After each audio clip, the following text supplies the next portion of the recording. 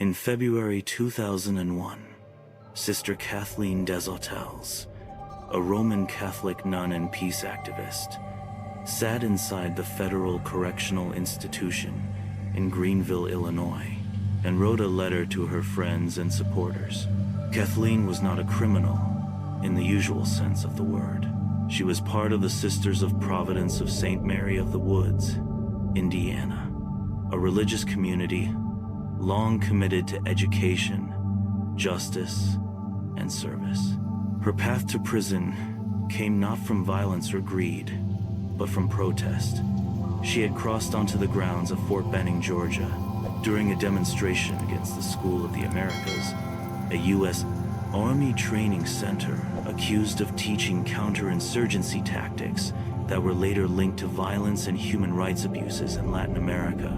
For her act of non-violent civil disobedience, she was sentenced to prison. Kathleen's letter from Greenville is not a dramatic cry of suffering, nor a proclamation of heroism. Instead, it is a deeply human reflection, a window into daily life behind bars and the unexpected moments of humor, resilience, and connection that sustain her. She writes with gratitude to the many people who sent her letters, cards, and prayers, and she describes how mail call became a lifeline, not only for her, but for those around her who felt forgotten by the outside world. She shares how fellow inmates teased her for receiving so much correspondence, and how this teasing became a kind of gentle recognition of the blessing of community, even within prison walls.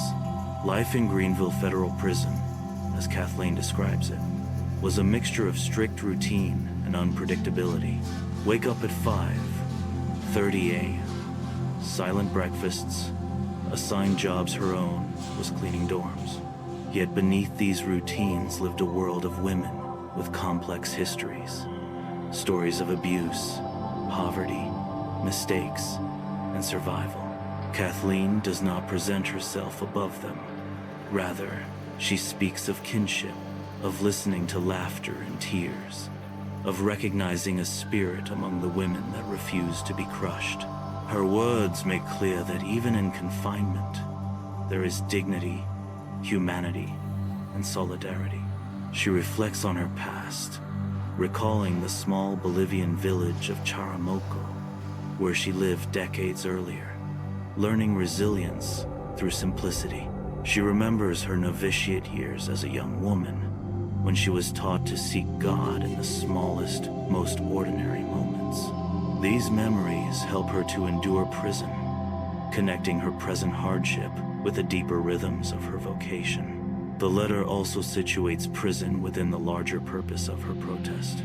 She reminds her readers that her sentence stemmed from an act of conscience, from her decision to cross the line at Fort Benning in order to protest an institution that, in her eyes, trained people for violence. Even within prison, she carries that purpose with her, drawing strength from the solidarity of the peace movement and the support of friends and family. Above all, Kathleen's letter conveys gratitude and hope. She urges her supporters to keep writing, not only for her sake, but because those letters bring light to all the women who feel invisible behind prison walls. She asks for stories of everyday life, hopes, struggles, dreams, because such stories stitch together a human community that transcends fences and bars. Her words are not those of a martyr, but of a woman rooted in faith and community, who sees even prison as a place where hope can survive. In reading this letter, we glimpse Kathleen Desautels not as a distant symbol, but as a sister, a friend, and a woman whose conviction led her to prison but whose humanity remained intact.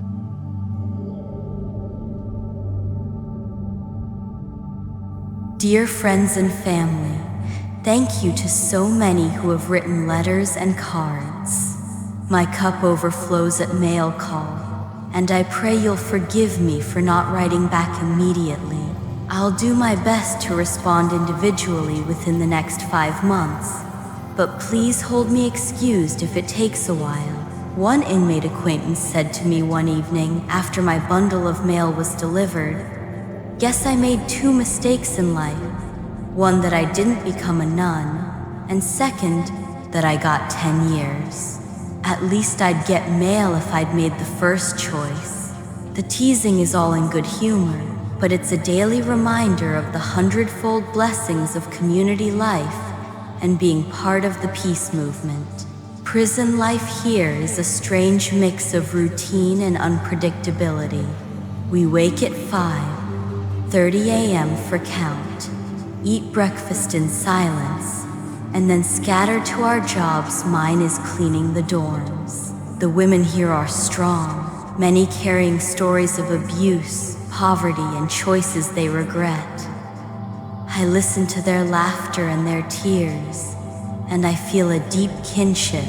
We're all bound by these walls, but there's a spirit here that refuses to be crushed. I think of Charamoco, Bolivia 20 years ago, where simple living taught me resilience, and my novitiate days 42 years ago, where I learned to find God in the smallest moments. The mail room is a bright spot. An inmate who works there told me they divide the mail into 3 piles. One for dorm 1, one for dorm 2, and one for that Desautels person, another woman teased. If I don't get any mail tonight, I'm changing my name to Desautels. It's humbling to feel so much love from you all.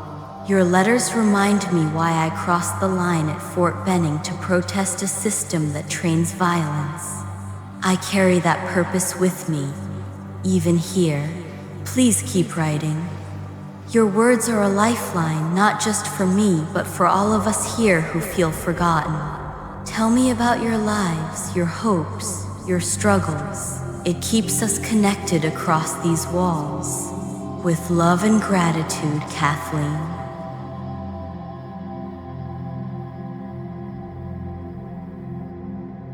When Kathleen Desautels left prison after serving her sentence in 2001, her life did not return to silence or obscurity. Instead, she continued the work that had defined her vocation for decades, living as a sister of Providence and standing in solidarity with the marginalized. For Kathleen, prison was not a detour from her calling, but part of it. Her experience behind bars deepened her understanding of suffering, resilience, and the power of community. In the years after Greenville, Kathleen returned to ministry and advocacy. She became active once more in the peace movement, continuing to challenge militarism and systemic injustice. As a Catholic sister, she lived simply and collectively, committed to prayer, service, and justice. The same humility that colored her prison letters shaped her work afterward.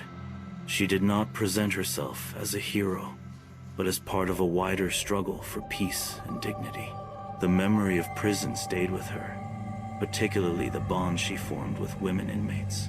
She had spoken of kinship within those walls, and that theme carried into her later years. Her reflections often emphasized the resilience of incarcerated women, survivors of abuse, poverty, and systemic neglect.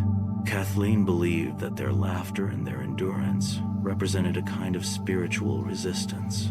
In her eyes, the prison was not only a place of punishment, but also a place where women supported one another, forming small communities of care within an oppressive system.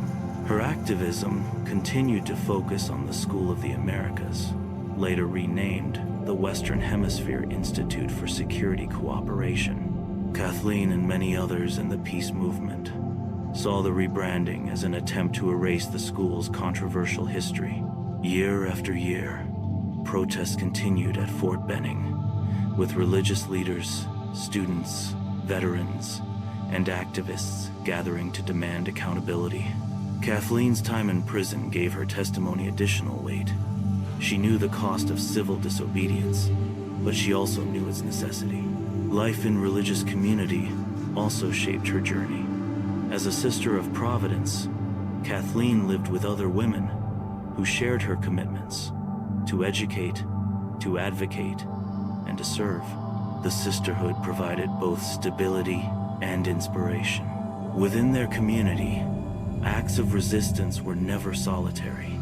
They were carried out in the spirit of collective faith and solidarity. This communal identity gave Kathleen strength, reminding her that her prison experience was not endured alone, but as part of a shared witness. One of the striking aspects of Kathleen's story is how hope and human connection remained at the center. In her prison letter, she wrote about the power of mail, about how each envelope was more than paper and ink. It was proof that someone on the outside cared. After her release, she often spoke about the importance of solidarity with those behind bars, writing letters, visiting, remembering those society forgets. For Kathleen, this simple act of communication was a way of breaking isolation and affirming dignity. Her story also reminds us that social movements are sustained not by grand gestures alone, but by steady acts of care and presence. Kathleen's time in Greenville is remembered not because she made headlines, but because she embodied what it meant to stay connected, to keep hope alive in small, ordinary ways. She demonstrated that peace activism was not only about opposing war, but about creating bonds of love and community in the midst of suffering. Today, Kathleen's legacy is seen in the countless people who were touched by her letters, her quiet resilience, and her unwavering commitment to peace. She is remembered as a woman who walked into prison not with anger, but with faith, and who came out with an even deeper conviction that love and solidarity are the true weapons of justice. In the end, Kathleen Desautels' life was not about victory or defeat, but about presence, showing up in places of pain, whether in Bolivia, in a prison dormitory, or at the gates of Fort Benning. Her letter from Greenville remains a testament to the enduring human spirit, a reminder that even within prison walls, the power of words, faith, and community can create freedom